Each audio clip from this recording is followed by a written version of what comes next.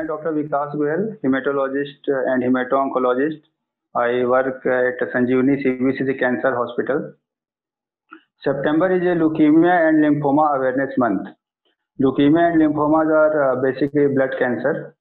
हमारे शरीर में ब्लड सेल्स होते हैं, वाइट ब्लड सेल्स होते हैं, और ल्यूकीमिया और लिम्फोमा जो डिजीज है, एक तरह का कैंसर है जो इन ब्लड सेल्स की जब ग्रोथ अनलिमिटेड हो जाती है, अनियंत्रित हो जाती है, तो इसे हम ल्यूकीमिया या लिम्फोमा कहते हैं। ल्यूकीमिया जो होता है थोड़ा एग्रेसिव टाइप का बीमारी है। एग्रेसिव का मतलब है ये बॉडी में बड़ी तेजी से बढ़ता है और पेशेंट्स को सिम्टम जल्दी आने लगते हैं। इसकी तुलना में जो लिम्फोमा होते हैं उसमें कुछ लिम्फोमा एग्रेसिव होते हैं और कुछ लिम्फोमा जो हैं लेस एग्रेसिव होते हैं। अगर हम इन बीमारी के लक्षणों के बारे में बात करें तो यूजुअली शरीर में कहीं कहीं गांठें आ सकती हैं, मरीज को बुखार हो सकता है, मरीज का वजन कम हो सकता है, शरीर में ईचिंग वगैरह हो सकता है। और इसमें जो बुखार होता है इसमें यूजुअली वो एंटीबायोटिक से जल्दी रेस्पॉन्ड नहीं करते हैं। और इसके अलावा भी कई सिम्टम्स होते हैं, जैसे मरीज का वेट लॉस होना, शरीर में जगह जगह गांठ आ जाना। तो ये लक्षण जिन पेशेंट्स को भी आ रहे हैं, जिनको भी आता है, उनको नज़रअंदाज नहीं करना चाहिए। और इसको कंफर्म करने के लिए कई सारे टेस्ट होते हैं, कुछ ब्लड टेस्ट होते हैं, कुछ इमेजिंग होती हैं, कुछ बायोप्सी वगैरह होते हैं, वो सब करवाना चाहिए। जैसा कि मैं बताया था कि ल्यूकीमिया यूजुअली एग्रेसिव होता है और इसमें सामान्य इन लक्षणों के अलावा खून की कमी हो सकती है, प्लेटलेट की कमी हो सकती है, शरीर में WBC जो वाइट ब्लड सेल्स होते हैं उनकी मात्रा बहुत ज़्यादा बढ़ सकती है। तो अगर कोई सिंपल ब्लड टेस्ट ही कराता है, CBC टेस्ट कराता है, उसमें हमें क्लू मिल जाता है कि इस पर्सन को ल्यूकीमिया हो सकता है। और संदेह होने पे इसमें पूरी तरह से जांच कराना चाहिए। अगर शरीर में कहीं गांठ आया है तो गांठ की जांच होती है, जिसको हम लोग बायोप्सी कहते हैं। इसमें जो भी गांठ है उसमें से एक छोटा टुकड़ा निकाला जाता है और उसको माइक्रोस्कोप में देखा जाता है और कुछ स्पेशल टेस्ट भी किए जाते हैं। इस तरह से हम बीमारी का पता लगा सकते हैं। ये गांठें जो होती हैं कहीं पर भी हो सकती हैं, जैसे गर्दन में हो सकता है, अपने बगल में हो सकता है, छाती में हो सकता है, पेट के अंदर हो सकता है। इन गांठों की वास्तविक संख्या और स्थान पता करने के लिए एक बहुत ही special test PET CT scan होता है। ये टेस्ट किया जाता है और ये टेस्ट करने से हमें पता चल जाता है कि शरीर में जो बीमारी की गांठें हैं कहाँ कहाँ पर हैं। ये गांठें गर्दन, छाती, पेट में हो सकती हैं। इसके अलावा लीवर और स्प्लीन जो कि हमारे पेट में होता है उसकी भी साइज बढ़ जाती है इस बीमारी में। इसके अलावा बोन मेरो का टेस्ट होता है। बोन मेरो में एस्पिरेशन टेस्ट होता है, बायोप्सी टेस्ट होता है। इसके अलावा भी कई सारे टेस्ट होते हैं जो बोन मेरो से किया जाता है। ये टेस्ट हमको ये पता चलता है कि बीमारी का प्रकार कौन सा है, क्योंकि ल्यूकीमिया भी कई तरह के होते हैं और लिम्फोमा भी कई तरह के होते हैं। और सही बीमारी पता चलने पे सही इलाज दिया जा सकता है।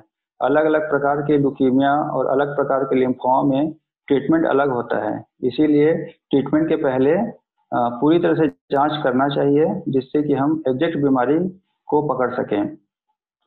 तो जैसा कि मैंने बताया कि इसमें CBC टेस्ट होता है, बायोप्सी होता है, बोन मेरो के टेस्ट होते हैं और स्टेजिंग के लिए PET CT स्कैन होता है। ये सब टेस्ट होने के बाद हमें पता चल जाता है कि बीमारी कौन सी है, कौन से टाइप का लिम्फोमा है, कौन से टाइप का ल्यूकीमिया है, और स्टेजिंग को देखते हुए हम ट्रीटमेंट डिसाइड करते हैं। लिम्फोमा और ल्यूकीमिया का मुख्य रूप से जो इलाज होता है वो कीमोथेरेपी के द्वारा होता है, और आजकल कीमोथेरेपी के साथ इम्यूनोथेरेपी भी ऐड किया जाता है, जिससे कि इलाज में बेहतर परिणाम मिलते हैं। दूसरे जो कैंसर्स होते हैं, जो सॉलिड ट्यूमर्स होते हैं, जैसे मुंह का कैंसर है, फेफड़ों का कैंसर है, उसमें कैंसर के ट्रीटमेंट के लिए सर्जरी की भी आवश्यकता पड़ती है और अधिकांश पेशेंट में रेडियोथेरेपी भी दिया जाता है। लेकिन लिम्फोमा और ल्यूकीमिया ऐसा कैंसर है जिसमें मुख्य जो ट्रीटमेंट है वो कीमोथेरेपी होता है। अधिकांश पेशेंट में सर्जरी और रेडियोथेरेपी की जरूरत नहीं पड़ती है। आजकल नई नई दवाइयाँ आ गई हैं, नए नए टारगेट थेरेपी हैं, जिससे लिम्फोमा ल्यूकीमिया ट्रीटमेंट करने में हमको बहुत मदद मिलता है। और आजकल ट्रीटमेंट इतने अच्छे हैं कि किसी किसी प्रकार के कैंसर, जो लो ग्रेड कैंसर हैं, जो कम स्टेज में पकड़ में आ जाते हैं, उसमें क्योर रेट 90% तक रहता है। तो आम लोगों में ये भ्रांति है कि एक बार किसी को ब्लड कैंसर हो गया, ल्यूकीमिया या लिम्फोमा हो गया, तो वो कभी ठीक नहीं हो सकता, जबकि ये पूरी तरह गलत है। अगर मरीज सही समय पर अपनी जांच करा लेता है और शुरुआत से ही ट्रीटमेंट चालू कर देता है, तो ल्यूकीमिया और लिम्फोमा न केवल ठीक हो सकता है, बल्कि इसको हम शरीर में वापस लौटने से भी रोक सकते हैं। तो ये लोगों में जागरूकता की आवश्यकता है कि जो भी लक्षण मैंने बताए यहाँ पे लिम्फोमा और ल्यूकीमिया के, उसको अच्छे से पहचानें और ऐसा संदेह होने पर उनको डॉक्टर के पास जाना चाहिए और ट्रीटमेंट इसका लेना चाहिए। अधिकांश ल्यूकीमिया लिम्फोमा पेशेंट का मुख्य ट्रीटमेंट कीमोथेरेपी होता है, लेकिन कुछ पेशेंट्स ऐसे भी होते हैं जिन्हें या तो वो दवा असर नहीं करता है, कीमोथेरेपी से वो रिस्पॉन्स नहीं करते हैं, या फिर ऐसा होता है कि एक बार रिस्पॉन्स किए और बाद में फिर बीमारी लौट के वापस आ जाती है। ऐसे पेशेंट में हम लोग एक ट्रीटमेंट ऑफर करते हैं जिसको हम लोग बोन मैरो ट्रांसप्लांटेशन कहते हैं। और ये बोन मैरो ट्रांसप्लांटेशन दो तरह का होता है। एक होता है ऑटोलोगस ट्रांसप्लांट।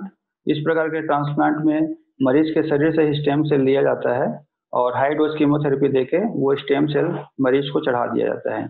यूजुअली लिम्फोमा में इस प्रकार का ट्रीटमेंट दिया जाता है। एक होता है हेट्रोलोगस ट्रांसप्लांट। इसमें डोनर चूज किया जाता है, फुली मैच डोनर, और डोनर से स्टेम सेल लेकर मरीज को वो स्टेम सेल चढ़ाया जाता है। इसको हम लोग हेट्रोलोगस ट्रांसप्लांट बोलते हैं। और ये प्रक्रिया यूजुअली जो ल्यूकीमिया के पेशेंट हैं उनमें इस्तेमाल होता है। इस प्रक्रिया के लिए फुली मैच डोनर चाहिए रहता है, ताकि हम ट्रांसप्लांट जब करते हैं तो बॉडी रिजेक्ट ना करे।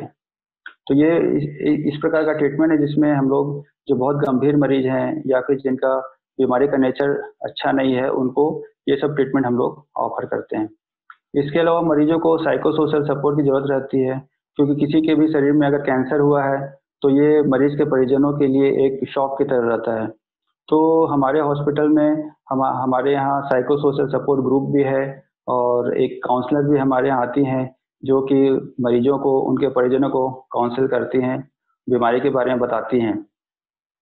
अधिकांश मरीज में ल्यूकीमिया या लिम्फोमा अगर पूरा ट्रीटमेंट लिया जाए, कंप्लीट ट्रीटमेंट लिया जाए, तो वो मरीज पूरी तरह से ठीक हो जाता है।